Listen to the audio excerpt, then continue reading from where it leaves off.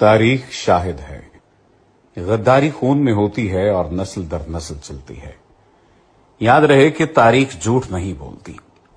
قیام پاکستان کے کچھ علاقوں میں عوامی ریفرنڈم کروانے کا فیصلہ کیا گیا، جس میں عوام کی اکثریت نے پاکستان کے ساتھ الحاق کو ترجیح دی۔ بلوچستان میں البتہ گوروں نے یہ اصول اپنانے سے انکار کر دیا، کیونکہ انگریز چاہتا تھا کہ بلوچستان آزاد حیثیت میں قائم رہے تاکہ بر صغیر سے انخلا کے فوری بعد انگریز اپنی گورننس وہاں منتقل کر دے اور پھر وہاں بیٹھ کر بتدریج خطے کا کنٹرول دوبارہ حاصل کر سکے۔ چنانچہ بلوچستان میں عوامی ریفرنڈم کی بجائے وہاں کے شاہی جرگے کے اکثریتی ووٹ کی بنا پر فیصلہ کرنے کا اعلان کر دیا گیا۔ یہ نہایت حساس معاملہ تھا۔ اگر شاہی جرگہ الحاق کی پاکستان سے انکار کر دیتا تو پاکستان کی جغرافیائی پوزیشن بہت کمزور ہو جاتی۔ شاہی جرگے کے متعلق جان لیں۔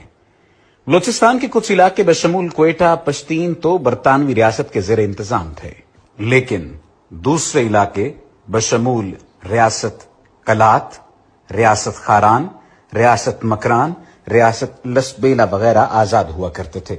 بلوچستان کے معاملات چلانے کے لیے انگریز نے ان علاقوں کے قبائلی سرداروں پر مشتمل ایک جرگہ بنا رکھا تھا، جسے شاہی جرگہ کہا جاتا تھا، جس کا صدر agent to governor general of British India ہوتا تھا اور عام طور پر انگریز کا وفادار سمجھا جاتا تھا۔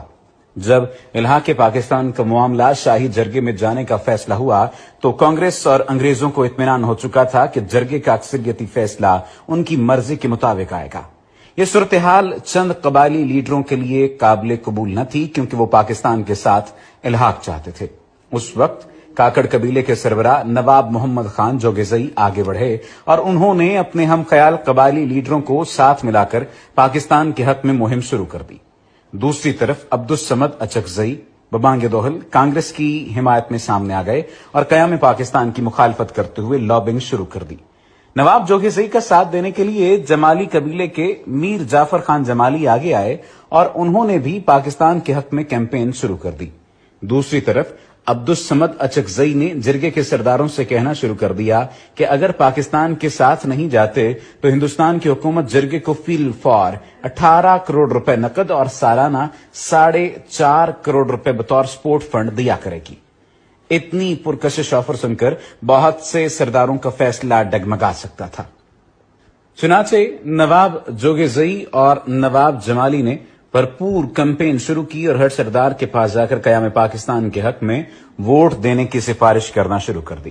جس وقت نواب جوگیزئی، جمالی اور نسیم حجازی جیسے لوگ شاہی جرگے کے اراکین کو پاکستان کے لیے قائل کرنے کی کوشش کر رہے تھے، عین اسی وقت مسلم لیگ بلوچستان کے صوبائی صدر نے شاہی جرگے کے صدر ایجنٹ گورنر جنرل سے اپیل کی کہ شاہی جرگے سے کلات، کاکڑ اور جمالی قبائل کے سرداروں کو نکال دیا جائے۔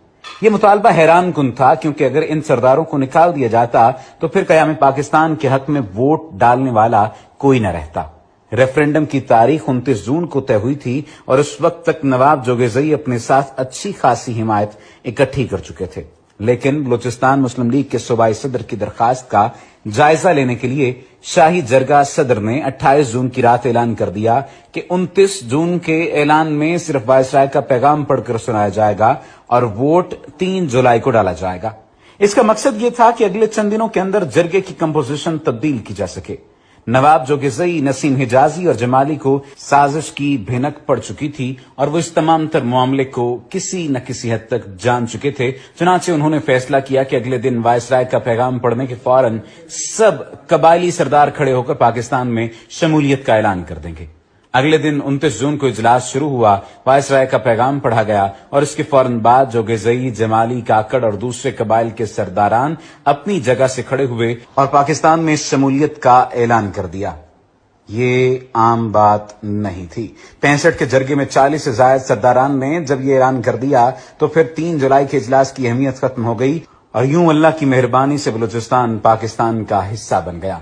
جاننا چاہیں گے کہ مسلم لیگ بلوچستان کا صوبائی صدر کون تھا جس نے شاہی جرگے سے پاکستان کے حامی سرداروں کو نکالنے کی سفارش کی؟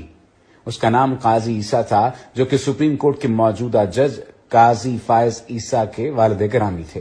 جی ہاں، وہی قاضی فائز عیسیٰ کہ جس کے بارے میں کہا جاتا ہے کہ وہ تحریک پاکستان کے فرزند کا بیٹا ہے۔ در حقیقت قاضی عیسیٰ ایک خود پرست اور انا پرست شخص تھا جس نے اپنی ذاتی خواہشات کی وجہ سے پورے بلوچستان کی شمولیت خطرے میں ڈال دی تھی۔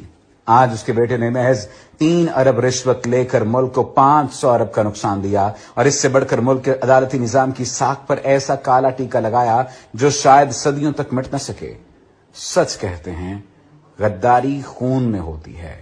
اوپر بیان کیے گئے واقعات تاریخ کا حصہ ہیں۔ آخر میں سلام ان بلوچ لیڈرز کو جنہوں نے 1947 میں کروڑوں کی آفرز ٹھکرا کر پاکستان میں شمولیت کا فیصلہ کیا۔ قاضی عیسیٰ ان بلوچ اور پختون لیڈروں کی دھول کے برابر بھی نہیں۔